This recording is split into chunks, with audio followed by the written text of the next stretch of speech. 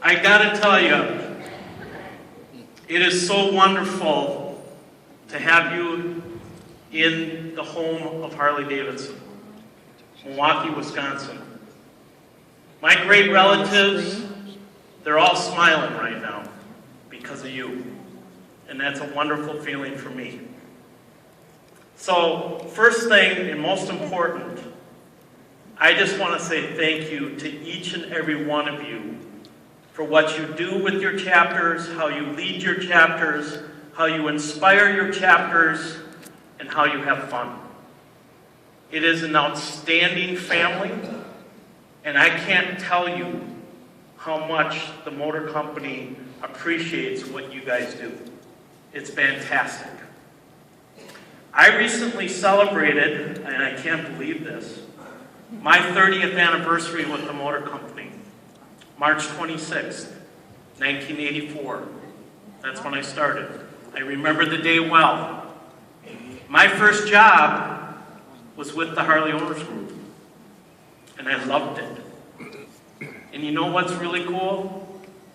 I have fulfilled so many dreams in the last 30 years, and a lot of it is due to meeting great people like you.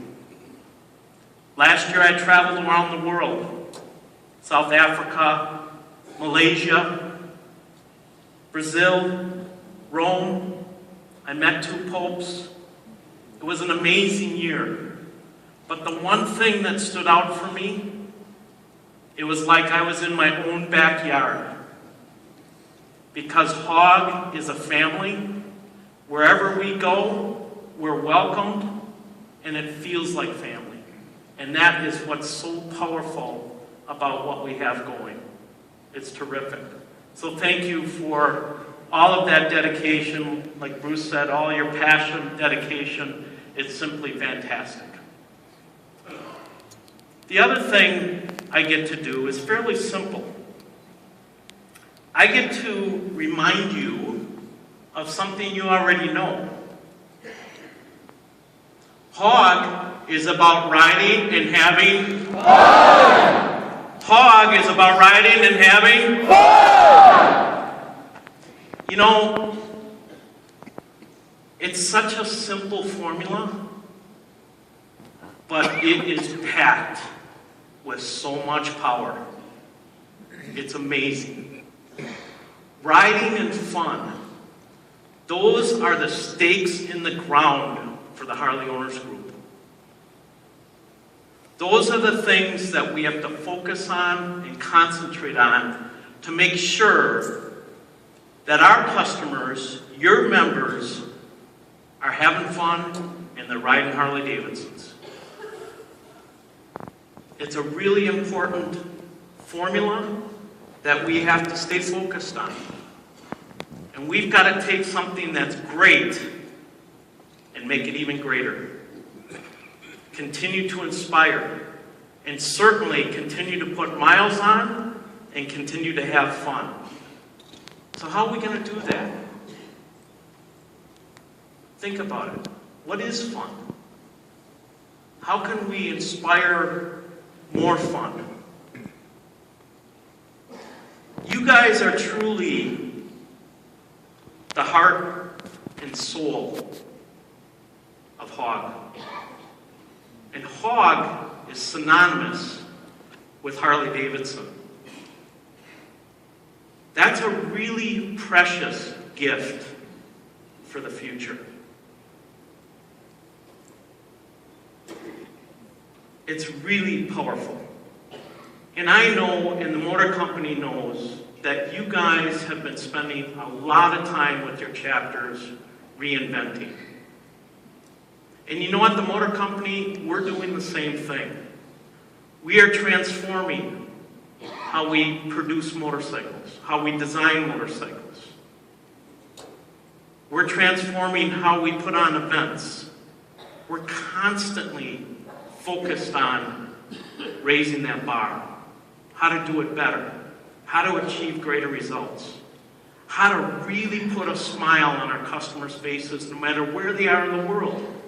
No matter what they ride, what kind of Harley Davidson they ride. It's really important. And you know, it's a lot of hard work. A lot of hard work. But in the long run, there are tremendous benefits and great successes that will come as a result of the hard work. I know this because I've seen it. I've actually seen it a few times in my 30-year career. But even before my career, there was a time at Harley-Davidson that was pretty scary. Some of you may have heard me tell this story. It's a well-known story. It's studied in business classes at many universities around the world. And it's a story about our turnaround. 1969, my grandfather was president of the company. In fact, he had been president of the company since 1942. He retired in 1971. 1969, American Machine and Foundry came to Harley-Davidson and said, "We'd like to buy you." Whoa. Up until that point, it had been pretty much a family business. So we get this statement, "We'd like to buy you." From a business perspective, at a time when we were in need of money, and we were in need of more manufacturing facilities so we could build more motorcycles, we weighed the pros and cons, and we thought, you know, in order to expand the company and provide more motorcycles for more customers around the world, this looks like a good deal.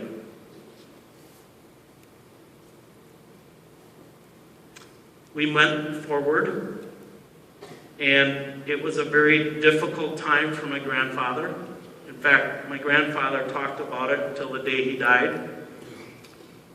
But we went into it with a very positive feeling. Over the next couple of years, there was a new leadership in charge. A leadership that didn't ride motorcycles. A leadership that didn't get out and ride or go to events and spend time face-to-face with customers. A leadership that was focused on the bottom line and not on the emotional values of a great brand, like having fun and going riding. And over time, our main competition, the big four, Yamaha, Honda, Kawasaki, Suzuki, started coming out with great products and great advertising campaigns. Our quality started to do this because the leadership was not in touch with the marketplace. They had no idea what was happening to our product quality. We did this, the competition did this, we were in trouble. Big trouble. To the point where we were losing money left and right. And they came to us and said, "We want to sell you."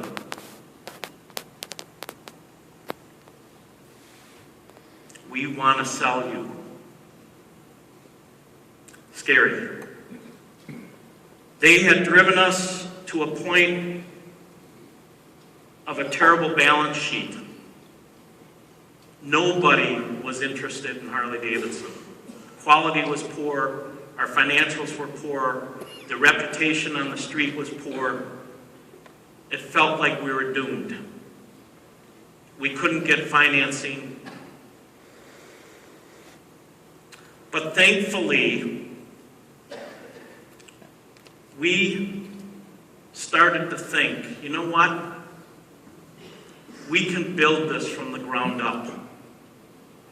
We can make this happen.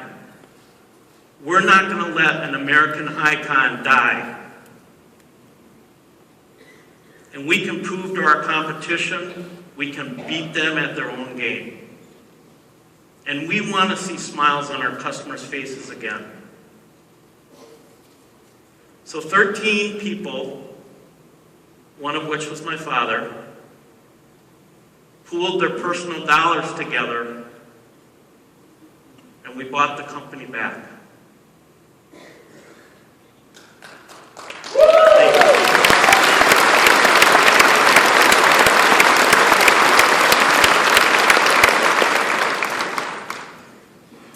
You know, from the ground up, the company cost us at that time $80 million. Our net worth today is about $6 billion. And a lot of that is gratitude to you folks because of what you do, the inspiration you have in the marketplace, the fun you provide for our customers, the riding, it's terrific. So I wanted to share that story because it's something very powerful. And I think it's a real inspiration that no matter how low or how doomed or how desperate you feel, there are always good ideas.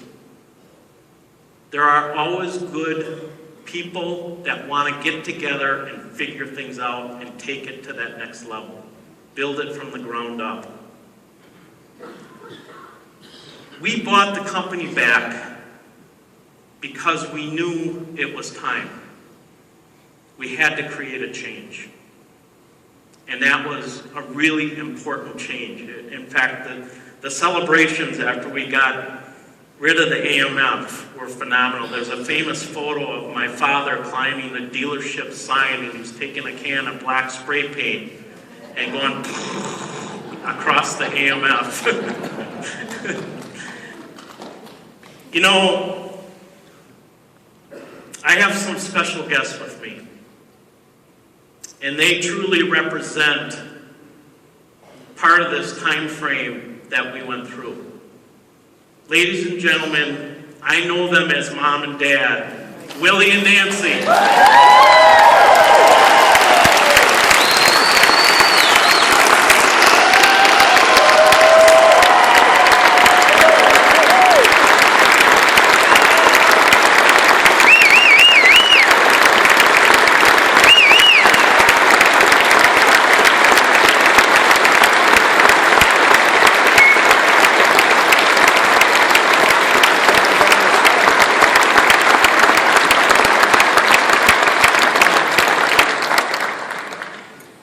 Thank you.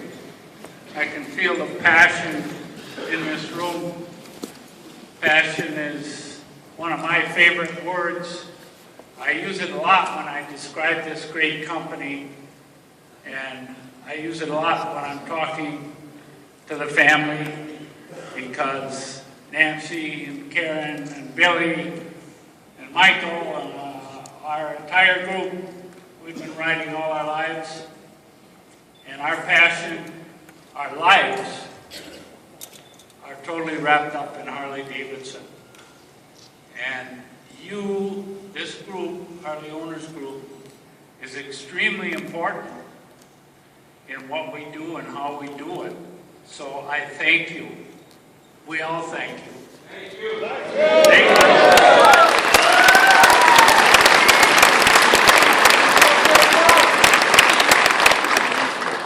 To piggyback on what Bill has said, the turnaround was an exciting time, but it was a scary time because we were in the midst of some kind of bad numbers, and but to really put it into perspective, there was no way that we were going to let that famous trademark die.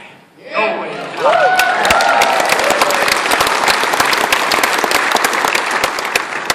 So in spite of what all the lawyers and all the planners and financial wizards told us, things like, you're nuts. we said, we're going for it.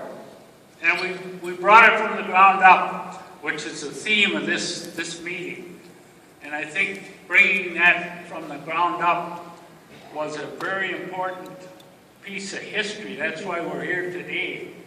And I have to say that one of the important things that happened in that time frame, 1983, was the beginning of the Harley Owners Group.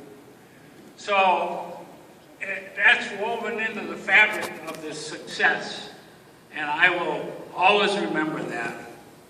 Nancy and I became life members. We both have numero unos. And we are proud of that.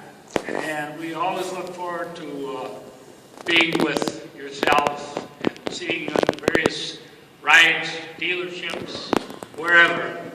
So I want to make this quick and short, but thank you. The passion and fun. Those are the words that really resonate with all of us. Thank you for your dedication to our great company. Ride free and raise hell. Have a ball.